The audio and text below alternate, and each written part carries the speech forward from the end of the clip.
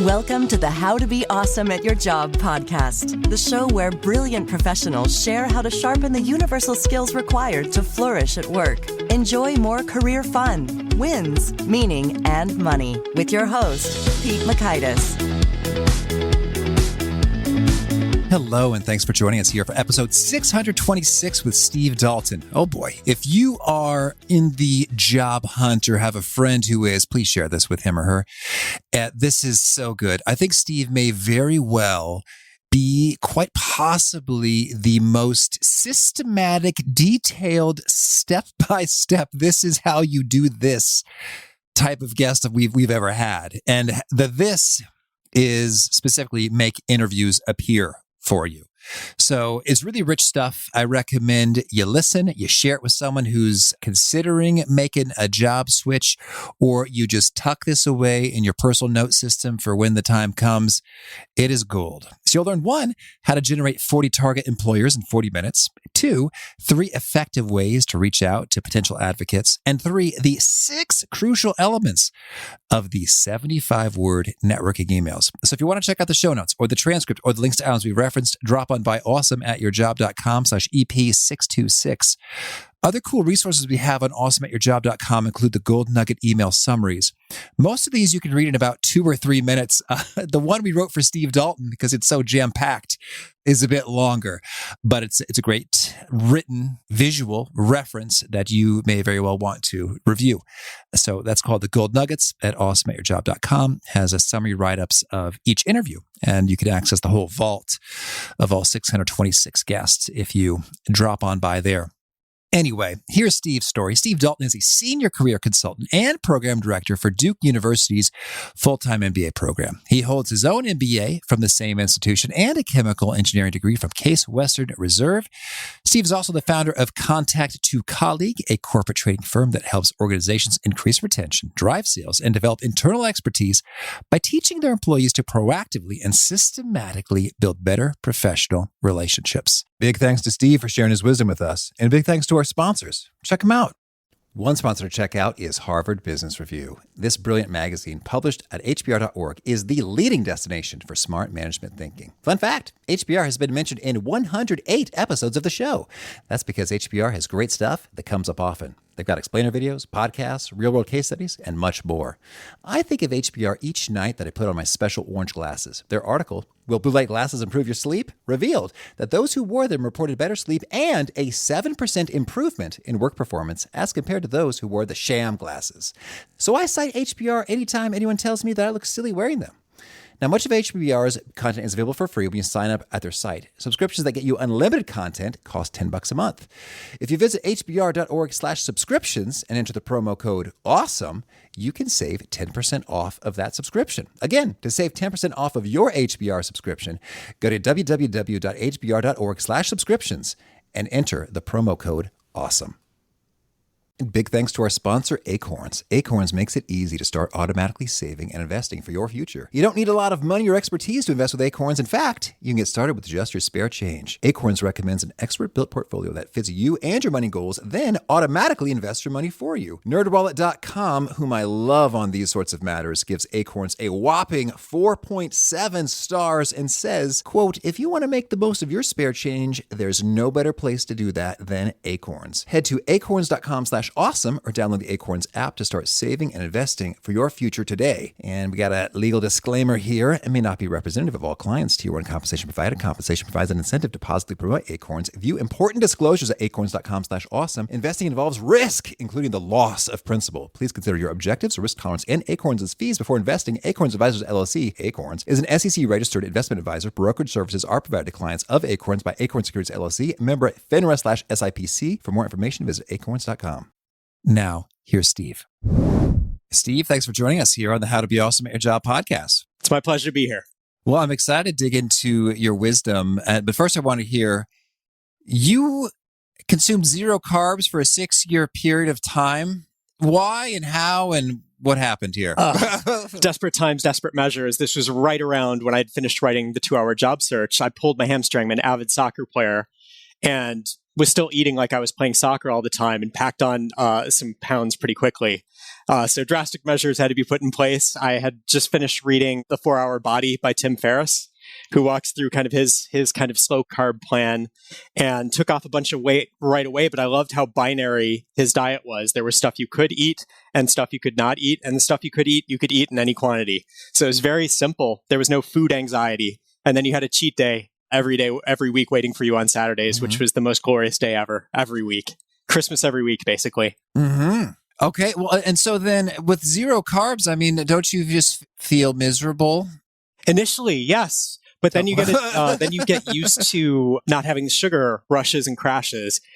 Your whole affect mellows out. I liked it so much that even after I lost the weight in the first 3 months, I decided to stay on it for 6 years just because I liked how much simpler it made living and food decisions. Okay. Well, so you like simplicity, and you talked about the 4-Hour Body, and we're talking about your book, The 2-Hour Job Search. Now that also seems too good to be true. What exactly is it that we're able to accomplish in 2 hours of job searching? Great question. And this is something that people get wrong. Sometimes they think the 2-hour job search, I'll have a job in 2 hours, or the 2-hour job search, I need to do 2 hours of job searching every night. It's neither of those things. It's the amount of time that it would take you starting from scratch. If your boss tells you, Steve, you're fired, start looking for a job right now. If it is 5 p.m., by 7 p.m., you will be done for the day. Any additional effort would be extraneous. Any less effort would be insufficient. But in that 2 hours, you can structure a strategic job search from scratch, come up with an adequate list of targets, put them into a logical order of attack, and initiate your first batch of outreach. After that first 2 hours, you simply need the help of others to make any further progress. Mm-hmm. Okay. Well, there we have it.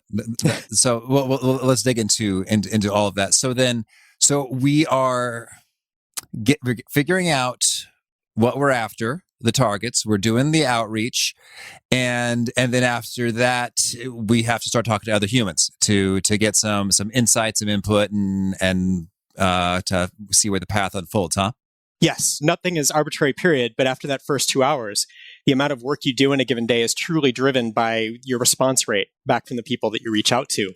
And there's if and then statements for every step of the process from that point forward. I can give exact instructions after that first 2 hours. And even for the first 2 hours, the majority of that 2 hours will be implementing instructions rather than creatively curating a bunch of tips. It's more like a recipe than a list of ingredients. Okay, sure thing. All right. Well, could you maybe start us off by telling us an inspiring story of someone who followed this process and saw good things happen? I think my favorite story of this, of someone implementing this process, this attendee at one of my sessions had applied for a job online and didn't hear back right away. So he heard about this book, picked it up, and started following the 2-hour job search process. So he reached out to contacted a company, did an informational meeting. That led to a referral to another person who did a screening interview, which he passed, got to the second round interview, got to the final interview, got the offer, and got the phone call from the company, and he was delighted. The day after, and the whole process took him about a month and a half. The day after he got his phone call offer, he got the automated email response from the company's website saying, I'm sorry, there's no match for you right now. We'll keep your resume in our database for future reference. He was two entirely different candidates, despite being the same exact person. Just when you go through online job postings, you are a different candidate fundamentally than when you take an advocacy-based job search approach. Mm-hmm. Yes. Now, well, that's quite the distinction. Please unpack that. So advocacy-based versus online. How do each of them look, sound, feel, and practice? I equate the modern online job posting job search as fishing for fish in a poorly stocked pond, where if you spend 8 hours fishing today and you don't catch anything, you are no closer to catching a fish tomorrow when you go back out towards that lake and start fishing over again. You start over again. It's a raffle ticket that didn't pay off, so you have to buy more raffle tickets. I equate the 2-hour job search, or more generally an advocacy-based job search, to fishing for lobster. Lobster don't swim up to hooks. So you buy cages that you bait, and you check the cages every day or two to see if you caught anything. Now, you never know with certainty that any particular lobster cage will ever catch you a lobster, but you do know with certainty the more cages that you have baited in the water, the better your odds are of catching a lobster eventually. So your odds improve over time. 8 hours spent procuring or creating cages and checking on them in the water, your odds of catching that lobster go up over time, as opposed to being just 8 hours spent furiously marching in place like that same amount of time spent applying online to job postings. Mm-hmm. Okay. Well, then walk us through here. So 2 hours, we're buckling down. We're making it happen. We're going to make some cages and bait them and set them. What are we doing? First thing is we got to come up with an adequate consideration set. I'm a big TV nut. I'm also very sensitive to awkwardness. But I do like to start off my talks and use this analogy in the book of The Bachelor, the TV show, the TV phenomenon.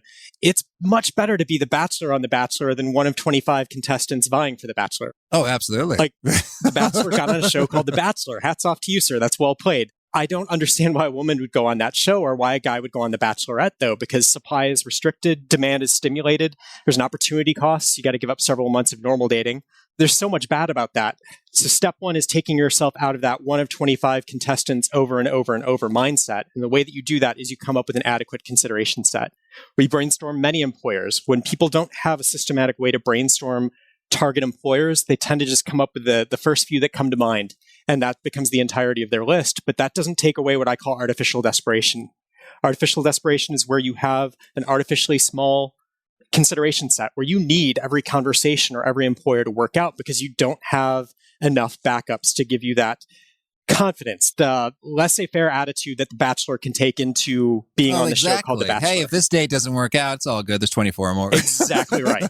Exactly right. Yet I see very smart people go into their job searches under that I'm one of 25 assumption over and over and over again. And after you do that enough times, you get used to people treating you poorly and ignoring you. That takes a toll on your confidence. And once you start emitting that desperation, your prospects for success diminish greatly. Okay, so then we need a larger set, not just, hey, 4 or 5, like, hey, I know 4 or 5 consulting firms or insurance agencies, so that's it, but rather many more. And so you say there's a structured brainstorming approach to build that list way out. What is it? The technique is called the LAMP list. So LAMP, L-A-M-P. I'm a former strategy consultant, so there's acronyms for lots of steps here. The L is for the list of employers itself. The first step of the LAMP list making process, which in total takes 70 minutes, is to come up with a list of 40 employers in 40 minutes. That's a little bit overwhelming, so we split that into 4 different 10-minute chunks, 4 different brainstorming methods, 10 minutes each. Once we have that consideration set, then we find 3 pieces of data, the A, M, and P in LAMP, for advocacy, motivation, and postings that are easy to find and predictive of success. And that takes the balance of that, the remaining 30 minutes of the 70-minute process. Once we have that raw data in there, we can sort the list so that we can identify our top 6 based on data. We'll tweak that top 6 for our own intuition. Once we have that top 6 identified, we initiate outreach to that top 6 simultaneously so that we are the Bachelor in our own job search, where we're juggling multiple employers off of each other and we don't become overly invested in any single one. Mm-hmm. Well, Steve, you have boiled this down to a mechanized science. This is impressive. So let's dig into a bit of detail here. So yeah, let's say the brainstorming here. I want to get 40 employers listed in 40 minutes. How do I go do that? I recommend 4 different brainstorming methods. So the first is the brain dump, the dream employer method, I call it. So all of those employers you thought, I need to do a job search, here are the ones I want to obsess over. I want to voluntarily become fixated on them like one of 25 contestants obsesses over The Bachelor. Write those down. Get them out of your head onto paper because they are going to probably be in your top 6, but we need to brainstorm beyond them now. So dream employer method, if you can come up with a name for what those employers have in common, you can Google it. A list of strategy consulting firms, list of companies headquartered in Lincoln, Nebraska. Whatever kind of drove you to come up with that handful. A lot of people, I'll give them a 30 seconds to a minute to do this live in my talks. They'll come up with anywhere between 2 or 3 and on the low end and 10 to 15 on the high end. So some people are already a quarter of the way there in that first minute. But then we can use Google to extrapolate beyond that. The second method is the alumni method or the advocacy method. So find a database of people who share a background with you, whether it's a school you most recently attended, or maybe the transitioning veteran community if you're coming out of the military, and see where people like you are now currently employed to brainstorm these employers a different way. So database like your school alumni database or LinkedIn grouping of sorts? Absolutely, both of those. Okay. The third is the kind of intuitive one, the Indeed.com method, the posting method. So let's look up postings where they're looking for people just like you. The catch is we're not going to apply to these postings because those are black holes.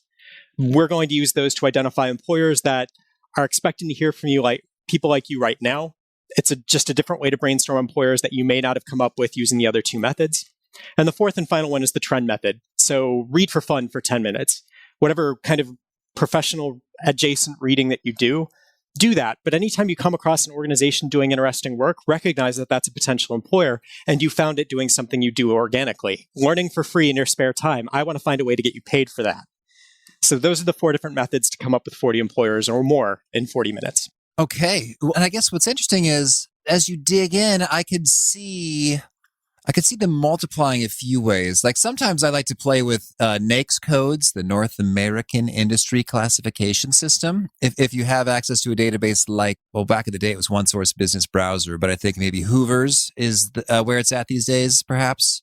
So you can sort of enter in the code and then see others. Or you go to LinkedIn and see, you look at one person who's in a role at a firm and go figure the people also looked at also tend to be people who are in other firms. So can you tell us, what are some of your other favorite ways that just multiply? Hey, I have 5 and I Googled, I looked at a database. Are there any particular tactics that are just like, this is stupid easy to get a big list fast? My favorite is a tool called Crunchbase. It's actually an investor's website, but it's brilliant at helping job seekers brainstorm employers quickly, all for free. So you have to accept that they'll only show you the first 5 results of whatever search you do. But the first 5 results, you can just find an industry name, pick that one company that you know you really want to work for, look it up in Crunchbase. It'll give you a handful of industry names for it. Are you interested in Betterment because it's impact investing or because it's a fintech company, for example? Click on whichever industry label you find most compelling and then narrow it down to just fintech companies based in California if you know you need to stay on the West Coast. So you can use 3 filters for free and it will keep showing you the first 5 results for free over and over and over again if you slightly change your search terms. But what I love about this approach is it gives you a very Tinder-like interface. It keeps suggesting employers to you, as many of which you've never heard of, but it gives you this nice 1-sentence description where they're based. And just if you see something you like, you swipe right, put it in your L column. If you see something you don't like, you swipe left and you never think about it again. But I love how free and elegant and practical and applied that Crunchbase can make the act of brainstorming employers. Oh, Crunchbase is good. And that also gets me thinking about, just like the Fortune or Global 500 or 1000 list for kind of the biggies or the Inc. 5000 list for high growth. And yeah, so I hear you. So what previously sounded like maybe too good to be true, 40 employers in 40 minutes now sounds kind of easy. So thank you. Pleasure. So, okay. So we've got our list. What next? Okay, so we found our 3 pieces of data. We can now, once we found our 3 pieces of data, that a key tenet of the LAMP list is the assembly line approach. Let's do the same task over and over and over again in rapid succession to get some efficiency on it. So let's figure out at which of these employers do you have alumni from your most recent organization, be it the military or be it your most recent school. Just a simple yes or no. The next column is your own motivation. How motivated are you to reach out to these employers knowing that the majority of people you reach out to are going to ignore you? Do you have the desire to keep trying, though? And then the posting column, let's see how relevant their current job postings are to see how urgent each individual employer out of your 40 or more is. And now we can put them into a logical order of attack. Motivation, we sort by first, then by postings, then by alumni. And we see these are what the data says our top 6 should be. Now we use our intuition. Do we want to switch that top 6 around? If so, we can fudge the results a little bit. I want people to be anchored by data, not intuition. Once they're anchored by data, then they can override with intuition to their heart's content. Then, once we've got that top 6, then it's time to identify promising looking contacts and initiate our outreach. Okay. And how do I do that? A great question. So for each of these top 6 employers, now we can drill down a little bit. I have a hierarchy for how to choose promising looking contacts. First and foremost, you've got to target people who are functionally relevant, people who have the job you want right now or want one day, ideally 1 to 2 levels above you. But when I wrote the book initially back in 2012, I recommended kind of that alumni connection over functional relevance. But now reach out to people who have the job you want. This process is built around doing informational meetings efficiently. And it's really hard to do a good informational meeting with someone whose job you don't really care about and you don't really want to learn more about. So you've got to start with that functional relevance piece. Then, if you have lots of options, choose an alum. If you still have lots of options, choose someone 1 to 2 levels above where you would start. If you still have lots of options, choose somebody who's been promoted while at that company because they've got more social capital to spend on behalf of a job seeker. And when you say lots of options, am I just going to LinkedIn to see the lineup of human faces and names? Is that where I'm going? Yes, absolutely. Okay. LinkedIn is a great tool for this if you are savvy enough to access their all filters search. So the best way to get to it is just click on that top box in LinkedIn. Don't type anything in, just hit enter. That'll bring up a ribbon at the top where it asks you to fill in some filters. If you go all the way to the right of the screen, it says all filters. Hit that. That will bring up the advanced search or the custom search where you can just plug in, okay, I want people at this company currently. Okay, let me add my school in next. Let me add a functional keyword into the job title section. And you can narrow down your results that way iteratively. Mm-hmm. Okay. So we've got some folks, and we've prioritized by a role function similar to what we're after, and then they become promising if we have some kind of a connection, like or a commonality, alumni, or something going on. And so what happens now? I've got the companies, I've got people at those companies, and what do I do? It's time to unleash the fury. So we are going to figure out how to get in touch with these people. So I have a hierarchy for finding the most effective way for getting in touch with each of these people. LinkedIn groups to me are the best kept secret in the job search. If you share a LinkedIn group with someone, which people often do with their schools that they've attended, you can message them directly. You don't have to pay for InMail. You don't have to even check your alumni database in a lot of cases. So LinkedIn groups is the best option if you have it available to you. And there's tools out there that will help you find email addresses directly for certain companies as well. Like hunter.io, or what are those tools? I love Hunter. Yeah, I'm a big fan of Hunter. It's the best combination of power and replicability, meaning you can use it 50 times free per month. And I'm a big fan of free in the job search. I think it's kind of cruel to ask job seekers to pay money in order to make money. So once we've got our contacts identified, the contact information found, it's time to unleash the fury, send one email to our favorite contact, each of our top 6 employers. Mm-hmm. And just before we get into the content of the email, you say a hierarchy of ways to contact them. So are you saying LinkedIn message versus email versus what's the alternative, and how do we choose? LinkedIn groups are my favorite because you lead with your affinity group. You don't even have to provide a subject line for that LinkedIn message. LinkedIn provides it for you. This is different than a LinkedIn invitation to connect. While that is easy because all you have to do is just invite to connect, even if you customize it, what I find happens too frequently is your desired contact will accept your connection request but never reply to you. So I like that better as a backup. I've done it to people. Sorry, guys. So LinkedIn group connections, I like that it's a little bit more thoughtful than a generic LinkedIn invitation to connect. And plus, I think you disproportionately hear back from the helpful kind of contact when you contact them through LinkedIn groups. And that's a very important distinction that we'll talk about a little bit later. It's not about getting anybody to respond. It's about getting the right kind of person to respond, because only a subset of the population at large is actually going to be helpful in your search. Okay, so we might do an email that we discovered via hunter.io or another tool. We might do a LinkedIn message, which we can pull off via knowing about them or having a mutual group connection. And I guess, by the way, go ahead and join some groups to get more of those. That's easy, and click, boom, done. And so then what goes into the content of this message? Oh, this is such This took a long time, like creating this process. It was a recipe that I had to cook myself. It was this whole process. The 2-hour job search was developed during the 2008 financial crisis, when I had a particularly devastated student who lost her offer and had the ability to follow instructions, but not the ability to curate tips. And so that set me off, like, how do I create this recipe for exact steps for sourcing your own interviews? Because that's where people seem to struggle the most. So we get to this, the lamp list is great. People are, love that. They love having a top 6. They know how to find contacts, but what do we write them? And that was where I got stuck for a good long while.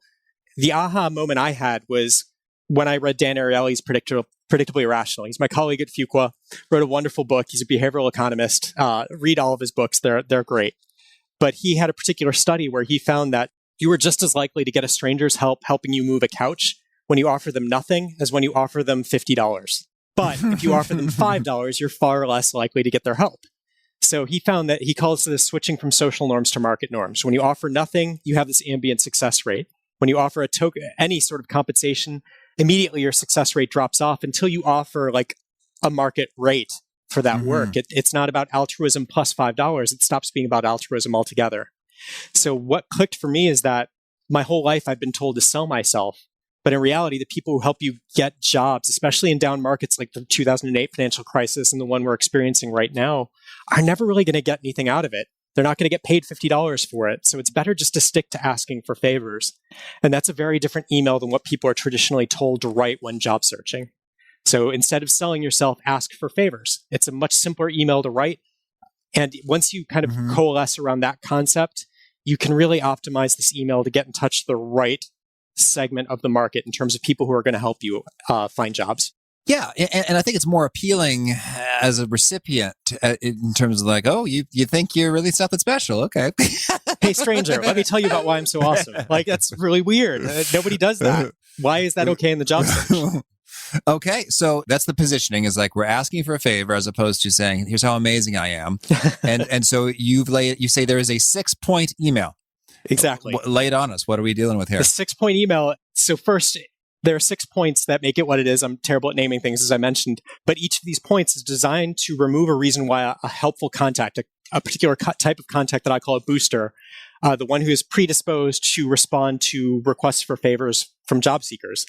Each point is designed to remove a reason why they might not respond. So the 6 points are: keep your email short, so under 75 words in the body. Put your connection to them early in the email. Ask a question rather than making your ask in the form of a statement. Like with a question mark. Right. Yeah. Rather than a period. Define your interest both specifically and more broadly. So give them a genre of the type of company you're trying to learn more about or the type of role you're trying to learn more about. Make at least half of the word count about them rather than you. Ask for advice and insight. Don't ask for job leads. Mm-hmm. Okay.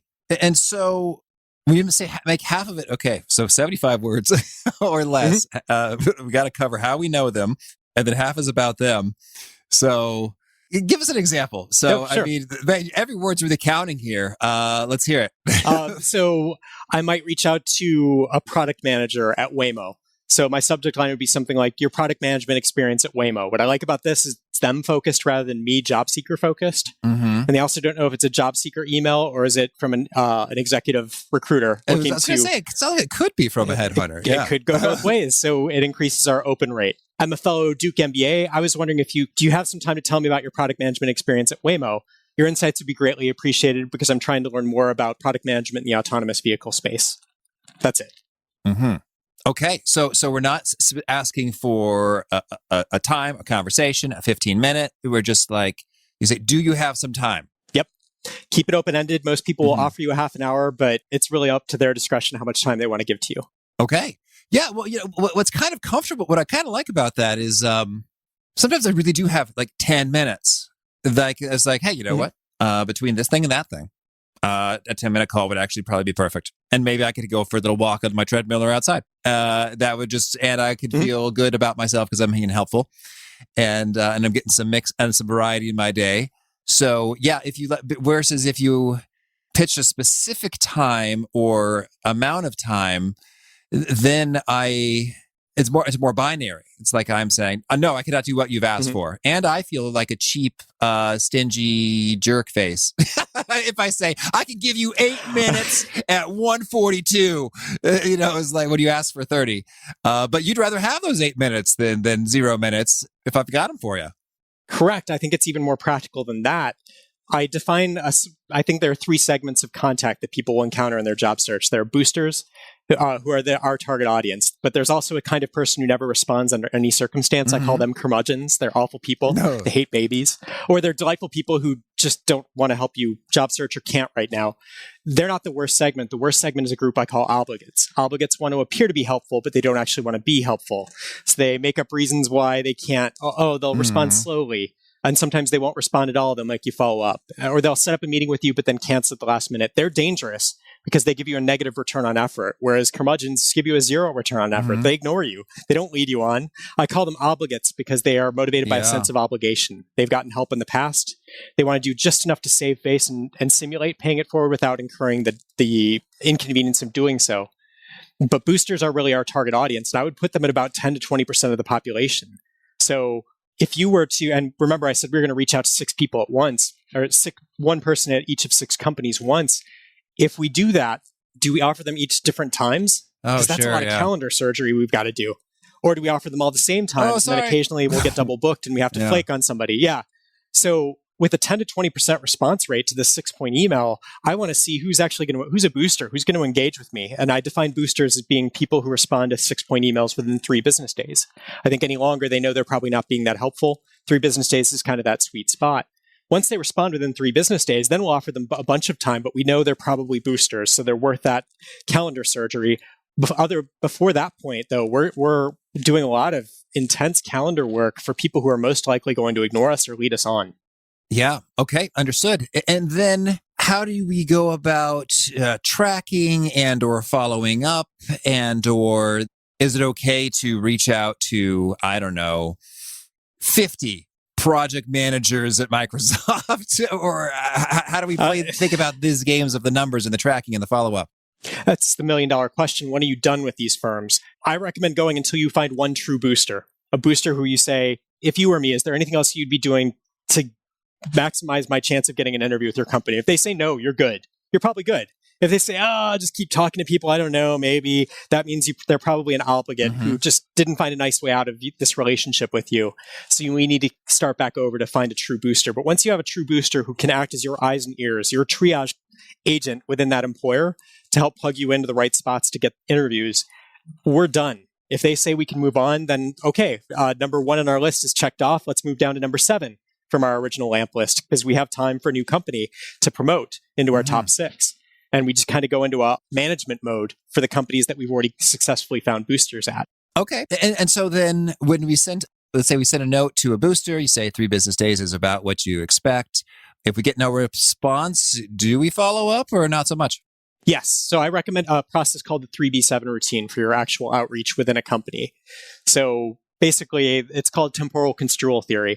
We do higher order thinking in advance of a decision than we do in the heat of the moment of making that decision. So when we send the email, we're thinking very clearly. After we've been ignored by someone for a week or 2, we're not thinking as clearly about when to follow up or whether to follow up. Oh, this will be awkward. I'll just be annoying them. When we send the email, we can be ice cold. Set a reminder for 3 business days later. That reminder will tell us, are they a booster or not? Have we heard from them yet or not? If not, let's try a second person in parallel. Let's hedge our bets. If we don't hear within 3 business days, it's unlikely we're going to hear at all. So let's hedge our bets because they're probably not a booster. Let's try a second person so that we don't wait around another week to get ignored by somebody before taking further action. Now, the 7 business day reminder, that's the signal to follow up with unresponsive contacts, just to protect your own brand, to show that you care enough about this opportunity to follow up once and only once with each person that you reach out to if they're unresponsive. Okay, so the 3 days is, okay, talking to someone else. Right. And then the 7 is going back to that first person saying, hey, okay. And then any special verbiage you'd put in that follow-up email? I used to recommend kind of forwarding the original email and saying, I'm just following up on my email from last week. I want to know if now is a better time to talk. Now I've changed my tune on this. I recommend sending the exact same email, but through a different channel. So same email, just assume they missed it. But if the first attempt went to them through a LinkedIn group, my second attempt would go through finding their direct email address on Hunter. If my first attempt went to them through their work address on Hunter, my backup would be through a customized LinkedIn invitation to connect. So I would same email, different channel. Next one down on that hierarchy that I teach. Okay. And then I like that because even if they saw both of them, it's totally reasonable. It's just sort of like, oh man, he probably thought he got the wrong one. So okay, so he tried something else. That's cool.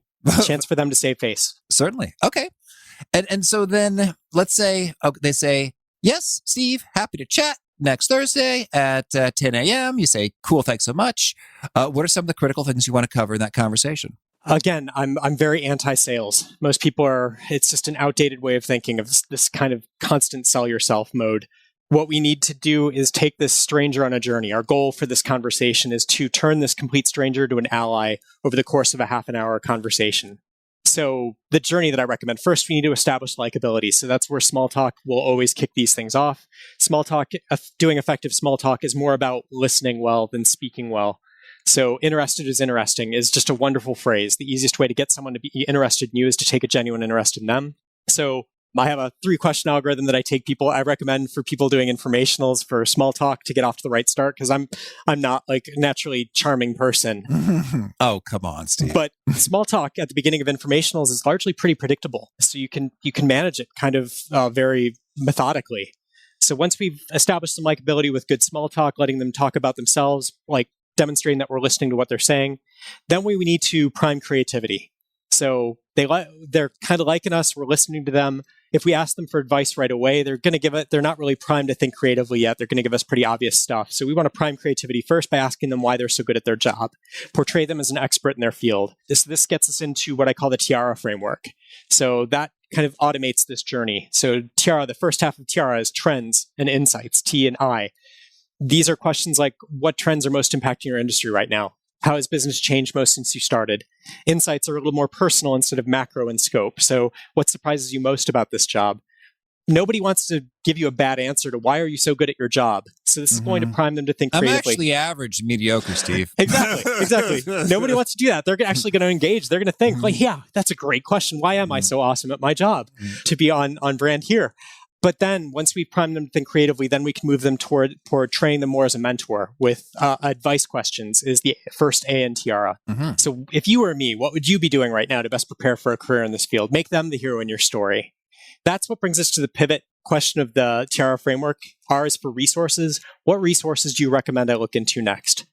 Ideally, we're looking for a person here, but to ask them who you should speak to next is very threatening. It's very likely that you're going to lose. You're going to make your contact lose face. Most people would not give you a person's name without asking that person if it was okay to do so first. Share their name, I mean. So we'll keep it vague. What resources do you recommend I look into next? If they give us a name, great. The internal referral is our goal for doing this informational meeting process. Or they could, give you a non-name resource like, go to caseinterview.com for your strategy consulting needs. It's like, okay, I will, thanks. Most often they'll say, what sort of resources are you looking for? That's their way of signaling that they're not ready to give you a person's name yet. So what's the most important 10 minutes of research that you do in this field to stay current? What industry newsletter do you find most helpful? Things that will actually make you smarter at this job that you want. And then we'll wrap up with any time remaining with assignment questions. Basically, what projects do you do if you have this job? So that you can represent yourself more knowledgeably when people ask you, why do you want this job? So that's the journey we'll take people on to turn strangers into advocates over the course of a single half an hour conversation. Okay. So in that conversation, we've learned some things and they've gotten creative and provided resources and maybe names. And so we're not selling ourselves and we're learning good stuff. I guess, what's sort of the dream outcome from these conversations? Like, do they say, well, you sound amazing, Steve, and I'm going to make sure to put your resume to my boss right away? Or like, what do we really want to happen most at this stage? We want this person to tell us what to do next. We want them to literally be our mentor because it's different at every company, what the correct process is. For some, it will be, you've got to talk to this person next. Or for others, it'll be, you have to apply online, but use my name, put this into your cover letter to let them know that we had an interaction. You are merely guessing from the outside of what the right process is at each individual company. What you want is eyes and ears within that organization telling you what to do. And when they tell you what to do, that's an easy way to build likability with them. Like, it's great when people follow the advice that you give them and report back the results, which makes you more willing to advocate for this person further in the future. So our dream outcome is to find out who we need to speak to next. But that isn't always the right next step. We just want somebody inside that company to tell us what to do to maximize our chances. We want them to see our progress as a reflection of their ability to give good advice. Okay. And so then I guess that sounds like there's a follow-up then in terms of like, hey, thanks so much for chatting with me. I did exactly what you told me to do. Fingers crossed or whatever. Yes. So if they don't offer a referral, I wouldn't expect it in any more than 10% of cases. I would send them a thank you note the next night with no ask. To me, the thank you note closes the transaction on our initial request for insight and advice.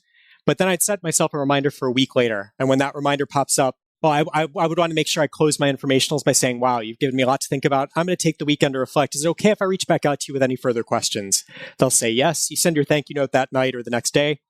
And then you set a reminder for a week later. When that reminder pops up, then I would send an email like this. Thank you so much for your time last week. Upon further reflection, this is definitely something I'd like to pursue further. How would you go about doing that if you were me? For example, can you recommend someone I should speak to next? So that's when you can make that ask explicitly over email, where it's less threatening. A person has time to check with their contacts to see who's open to talking to a job seeker. But if you don't get a referral at this point, you're probably not going to get a referral. It's time to start over and try somebody else. So everything's systemized. Okay. Somebody else in the organization or a new organization or both? Okay. Same organization. All right. Well, so let's say I like the analogy to the lobster traps or cages there, because sure enough, there's activity in motion that doesn't require you, which is cool as you have these exchanges and conversations. So let's say that ultimately You do the things they tell you to do, whether that's the online application or talking to so-and-so, and then you have an interview and you pro tips there. Once you get to the interview, that's great. There are other books that help you. So for me, the 2-Hour Job Search really zooms in on that squishy middle of the job search, that valley between I know what I want to do and I know what to do once I get in that interview. The 2-Hour Job Search helps you get into that first interview. But I think the same rules apply when you've got that interview. Recognize that companies don't hire people, people hire people. So it's really about giving them a compelling story. Don't go in there selling yourself right away. Instead, they'll probably start with tell me about yourself. Like give them a story that is authentic to you, that demonstrates like what is the rationale for me being in this room here today. Here's why I want to work for your company. Here's some personal anecdotes. Let me give you some appropriate personal disclosures about things that genuinely motivate me and tell them about why it's a win-win for you as well. And then once they start asking you for examples of times where you led a team, then you can start getting into sales mode. But I think a common mistake is people just can't get that sell yourself mantra out of their heads that they've had drilled into them from a very, very young age, even though its applicability has long been outlived by modern changes. We're all such skeptical consumers now. When we sense a sales pitch, our guards go up, but success in this process means systematically bringing people's guards down. Yeah. Okay. Well, so then tell me, were there any other steps or key things that we should have covered? I mean, maybe there's, talk about the middle. Is there something after cultivating boosters and before getting the interview that we should be doing? Yes. So after you've done this informational, you've sent your thank you note, you check back in, maybe they give you a referral, maybe they don't. Then we switch to the harvest cycle. So the harvest cycle is a big process flow diagram for my fellow engineers out there. Basically, it's a big if-then map. It's a big diagram. So based on where you are in that diagram, that will tell you what step you need to take. So in most cases, it will be, okay, they don't have a referral for you. Let's check back in next month. And there's a very systemized way of like, here's what that first update will look like. Recap the best piece of advice they gave you during your original call. Give them a specific example of how you benefited from that advice and ask for additional advice. If they have additional advice, you repeat this in your email update next month. If they don't have additional advice, your subsequent monthly check-ins would just be more personal in nature. But the idea is that I call it the harvest cycle because you're planting a lot of seeds initially to get these initial phone calls. And then people start shopping you out to their friends. And you have more people that you need to check back in with after some time has passed. It's really hard to walk away from contacts that you've done informationals with unless you've got other conversations on the books. So we need these seeds to have some time to take root and grow. It's not immediately time to harvest all of them. So that's part of the reason why I want to systemize the follow-up on process for these informationals. It's not just about getting the informational, it's about reaping the rewards of that informational systematically over time. Okay, excellent. Thank you. Well, Steve, tell me anything else you want to make sure to mention before we shift gears and hear about some of your favorite things. I think the one thing I really want to get across is that there's a lot of bad information out there about job searching. I think people underestimate the importance of retraining your support network because your support network, I see people who are often asked, how is your job search going? And they'll quantify it in ways that don't correlate with success, mainly in how many hours they spent looking for jobs and how many resumes they dropped online to online job postings. Neither of those things correlate with success. The one thing that does is the number of informational meetings you've done. How many people are out there that know of you and like you? But it takes time. You need to retrain your support network to get them to stop seeing it in terms of how many resumes did you throw online into the black hole to how many conversations did you set up? How many new people did you meet that have the job you want one day? I think that's just a critical piece that is often goes unnoticed. Well, talking about numbers and correlations, I mean, you've been tracking this very well with your, 10 to 20% you can expect to be boosters and to reply and da-da-da. Do you have any sense for, I imagine there's quite a range, but ballpark figure in terms of number of boosting conversations per interview or offer? I would say when people follow the 2-hour job search exactly as designed, it is a recipe. So when the recipe is followed exactly, people do not get past number 10 on their lamp list. Oh. So while we brainstorm 40 employers, realistically, you're only going to ever be doing outreach to about 25% of that list. So 3/4 of that list is cannon fodder just to get you up to 40 and get you out of that artificial desperation mindset. So you're saying that folks generally land a job at their top 10 like most of the time? No. that is a great question. They will land a job by the time they get to number 10, but life is strange. Contacts that your boosters have connections at different companies that weren't even on your radar initially because you don't have the same visibility into that profession as the people you're talking to do. You also don't have the same network as the people you're talking to do.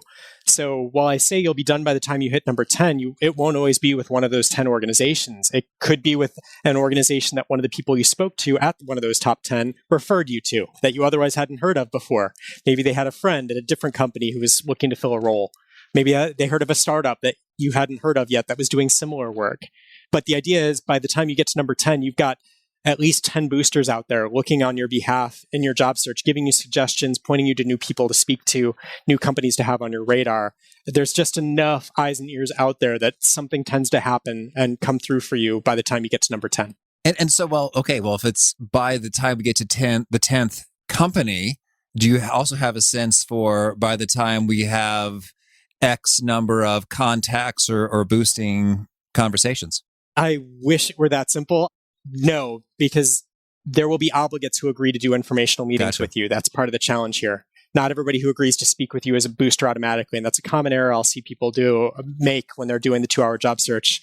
Before you get your first booster, you can often confuse obligates for boosters. They seem like they're sympathetic, but they don't really want to be there. Mm-hmm. They're saying goodbye and pulling away at a certain point. Once you get your first booster and you see how fiercely they advocate for you and how they see your progress as their own success, you know how to tell a booster from an obligate, and you don't make that mistake anymore. But getting people to hang in there long enough and not fall for a fake booster in the form of an obligate, I think that's an intricacy that people will learn after they get a little bit into it.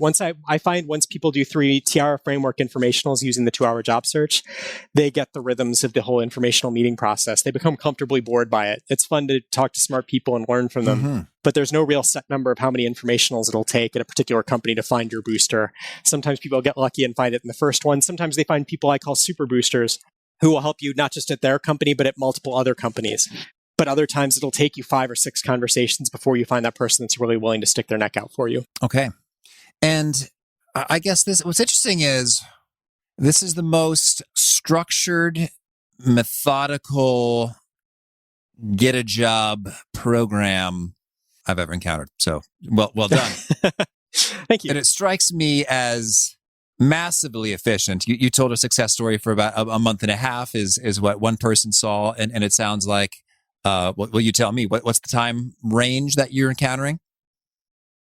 I've had people who've started the 2-hour job search on a Monday and landed an offer by Friday of the same week. 4 days. That is not normal. That is not normal, however. So don't expect that. What I see during non-COVID times, the most typical, it would be about a month or 2 months. Mm-hmm. During COVID times, it's a little bit longer. There's just fewer.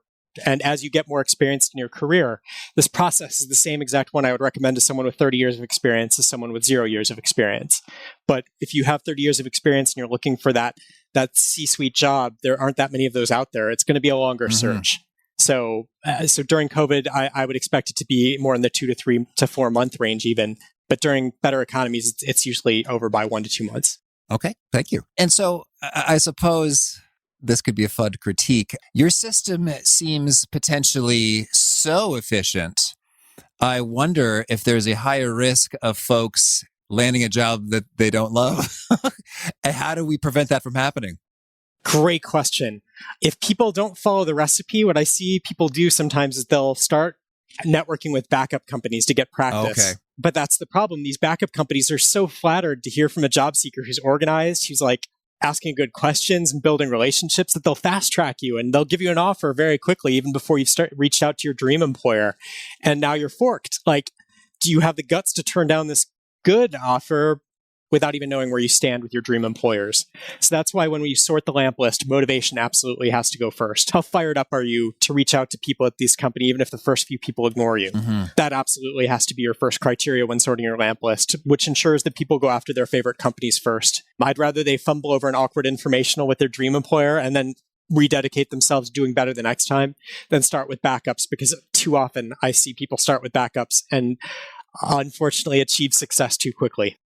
Okay. So I guess it just boils down to your motivation needs to be well thought out and well informed, and then you're going to land somewhere good. Mm-hmm. Okay. Gotcha.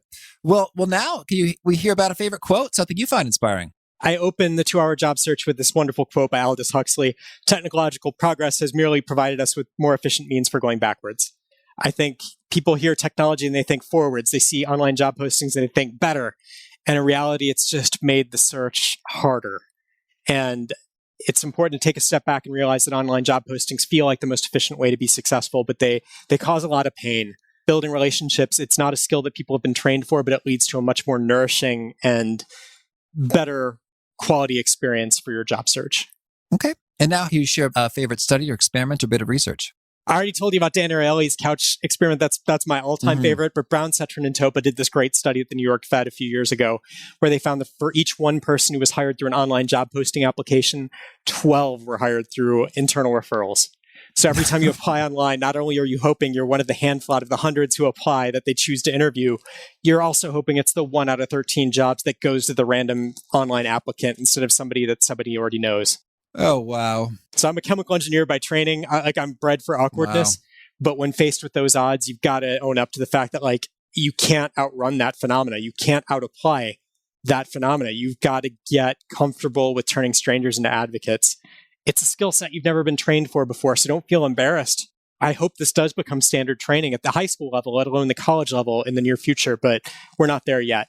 So it is up to everybody to really embrace that skill set proactively. Mm-hmm. Okay. And a favorite book? I've mentioned a few times I'm kind of an awkward dude, chemical engineer again. That's my wheelhouse. But it makes me think about these things a lot more than other people to whom it would come naturally. So my favorite book, there's a book called Awkward by Tai Tashiro. Have you heard of the book Quiet by Susan Cain? Mm-hmm. Quiet is for introverts. Tai's book, Awkward, is for awkward people, of which I'm a proud member of the Awkward Nation. So if you've ever felt like I don't get how people work or this is really weird for me to interact with strangers, give that book a read. I wish I had had it when I was 12. It would have saved me from a lot of pain. Okay. And how about a favorite tool? Something you use to be awesome at your job? I'm a big believer in time blocking. So if something's important to you, block time in your calendar for it. This also ties in with the 2-Hour Job Search. Calendar reminders are a lot harder to miss than email reminders are because there's time blocked for them. You have an alert that you have to clear or postpone. So if something's important to you, block a period of time in your calendar day for it. That's saved me so many times. I'm a huge fan. Mm-hmm. And a favorite habit? 80-20 rule. Just not trying to be perfect slowly, be good enough quickly, over and over and over again. Iterate towards your results. But the quest for perfection, it's just not it's not a realistic expectation in the modern world. You've got to figure out where you can be good enough instead of perfect. It's a lot faster. Okay. And is there a particular nugget you share that really seems to connect and resonate with folks? People quote it back to you again and again? The Bachelor. The Bachelor analogy comes back to me over and over and over again. So that would be the one that I would refer to. Better to be the Bachelor in your own job search than one of 25 bachelorettes over and over again. Okay. And if folks want to learn more or get in touch, where would you point them? I would point them to the 2hourjobsearch.com. That's my website for my book, both the 2-Hour Job Search and my upcoming book called The Job Closer, which comes out April 2021. I'm also on Twitter at Dalton_Steve, and I've got a very active LinkedIn group called the 2-Hour Job Search Q&A Forum, where I answer questions from readers and coaches alike. So if you find the 2-Hour Job Search approach compelling, please join us there. It's free to belong, and I'm on there every few nights or so. All right, Steve, this has been a treat. Thank you, and keep on doing the good work. Thank you. Thank you for having me. So much good stuff from Steve. But I think the most transformational, I think for me personally, since I'm not really job hunting, I've already have my dream job, talking to all of you and the associated opportunities and revenue that creates, which supports my family. Thank you again for listening and your support. Is that 75-word email, the 6 things you want to cover, how you make it so easy to respond to, how you follow up on an alternative channel. I think that could just serve you so well in many outreach capacities. So I recommend it. I think it's brilliant. And I hope you took that and more gems from Steve. Again, if there was a lot of stuff in there, like, whoa, I need that written down, I think the Gold Nuggets might help you out there. That's at awesomeatyourjob.com. Sign up for the Gold Nuggets. You can access the Gold Nugget from Steve, that summary write-up, as well as all of them ever. So enriching stuff. Tell me about your dream job landing searches that came about from this. I think there may well be a few And I'm excited to hear about your victories and successes. I hope to catch you next time. And peace. Thanks for listening. To get the most out of the show, we recommend 2 key things. First, check out the extra resources at awesomeatyourjob.com. You can find this episode's transcript and links, as well as the perfect episode for your situation. You can search the full-text transcripts of hundreds of episodes or explore episodes tagged by topic and competency covered. Second, subscribe to the podcast and get future episodes automatically. You can subscribe by telling Siri and several other smartphones and speakers, subscribe to the How to Be Awesome at Your Job podcast, or by tapping subscribe in your podcast player of choice. If you'd like some extra help figuring out podcasts and how subscriptions work, visit awesomeatyourjob.com/subscribe for guidance. Hope to catch you on the next episode of How to Be Awesome at Your Job.